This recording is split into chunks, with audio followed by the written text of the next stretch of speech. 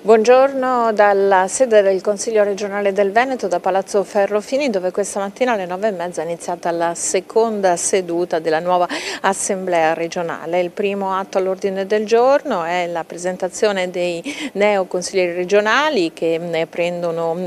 possesso al posto, la surroga praticamente degli assessori incaricati in giunta, e poi c'è stata l'illustrazione delle linee programmatiche di governo da parte del Presidente Alberto Stefani, che ha sottolineato la volontà di proiettarsi con un piano per un Veneto che vede lontano, un Veneto che diventa ancora più centrale anche in relazione al governo nazionale, un Parlamento nazionale che deve prendere atto della specificità di un territorio e del valore della territorialità. Sapete che il neopresidente Stefani puntualizza sulla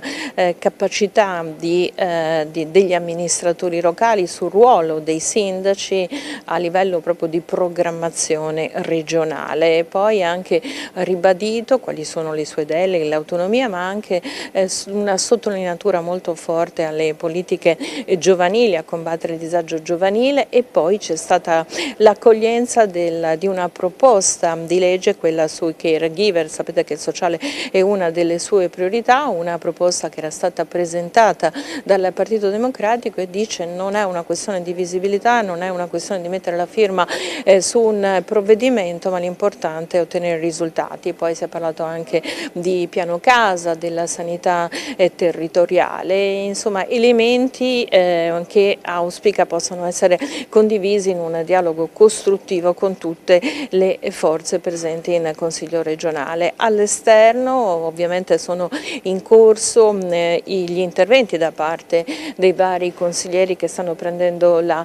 parola, e all'esterno di Palazzo Ferrofini la CGIL di Venezia ha organizzato un flash mob portando simbolicamente dei pacchi dono, delle scatole vuote in cui chiedono attenzione sui temi dal petrolchimico piuttosto che al piano casa, piuttosto che alla legge speciale, chiedono specifica attenzione alla città.